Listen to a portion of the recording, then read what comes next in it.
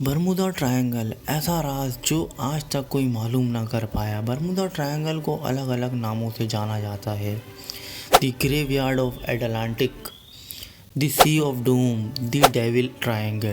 حقیقت میں ایسا ہے کون سا راز؟ چلیں جانتے ہیں اس ویڈیو۔ ڈوکوپیڈیا میں پھر سے خوش آمدید۔ برمودا ٹرائنگل دراصل اٹلانٹک اوشن کا وہ تکون حصہ ہے جو فلوریڈا سے لے کر برمودا آئی لینڈ، پھر برمودا آئی لینڈ سے لے کر پورتوریکو سے لے کر پھر فلوریڈا تک جاتا ہے۔ یہ حصہ تقریباً 5 لاکھ اسکوائر میل تک پھیلا ہوا ہے۔ ایسا کہا جاتا ہے برمودا ٹرائنگل میں 50 سے زائد نیوی جہاز جبکہ 20 طیارے یہاں غائب ہو چکے ہیں جن کا سراغ آج تک مل نہ پایا۔ جہاز تو جہاز، آج تک ان میں موجود انسانوں تک کا نام و نشان نہیں ملا۔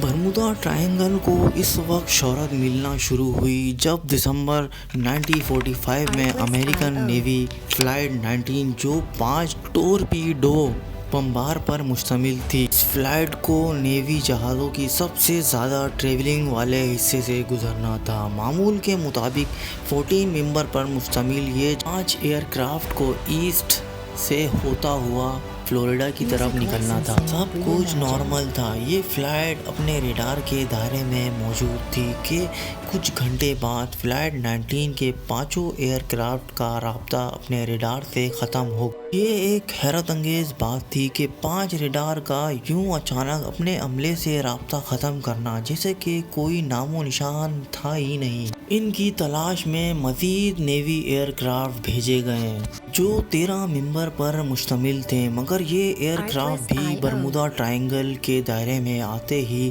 غائب ہو گئے کہ جیسے ان کو آسمان نگل گیا ہو یا کسی نیچرل سپر پاور نے ان کو ان کے دائرے سے اچانک غائب کر دیا ہو۔ اس کے واقعے کے بعد لوگوں میں خوف و ہراس پھیل گیا اور کچھ لوگ حیرت میں پڑ گئے، آخر ایسا کیا معاملہ ہوا؟ دلچسپ بات یہ ہے کہ پہلے بھی امریکہ میں نیوی کا USS سائکلوپ بھی اسی خطے میں 1980 میں گم ہوا تھا۔ اس کا سراغ آج تک نہ ملا، مگر اس وقت لوگوں نے زیادہ توجہ نہیں دی تھی، حالانکہ اس وقت بھی 300 افراد غائب ہو گئے تھے۔ برمودا ٹرائنگل کا نام اس وقت مشہور ہوا جب چارلس برلٹز نے 1974 میں ایک کتاب لکھی جس کا ٹائٹل تھا دی برمودا ٹرائنگل۔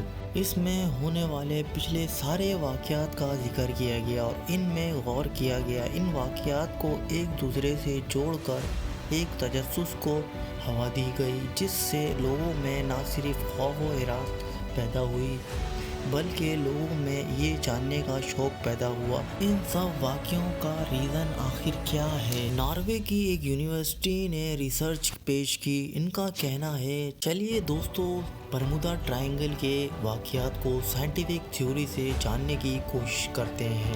سمندر میں کچھ ایسے ایریاز ہیں جہاں پر میتھین ہائیڈریٹ کی ہیوی کوانٹٹی پائی جاتی ہے۔ جب میتھین کی والکین پھٹتے ہیں تو اس میں بھاری مقدار میں میتھین گیس ریلیز ہوتی ہے۔ اگر اس دوران شپ وہاں سے گزرے تو ان کے لیے خطرناک ہو سکتا ہے اور بغیر کسی وارننگ وہ جہاز پانی میں ڈوب سکتا ہے، مگر کسی بھی تحقیق میں اب تک اس سوال کا جواب سامنے نہیں آ سکا کہ اگر بادل یا لہر جہازوں اور طیاروں کی تباہی کا باعث بنتے ہیں تو ان کا ملبہ کہاں جاتا ہے، کیونکہ اس خطے میں ہر سال آلموسٹ 4 طیارے اور 20 نیوی جہاز گم ہو جاتے ہیں۔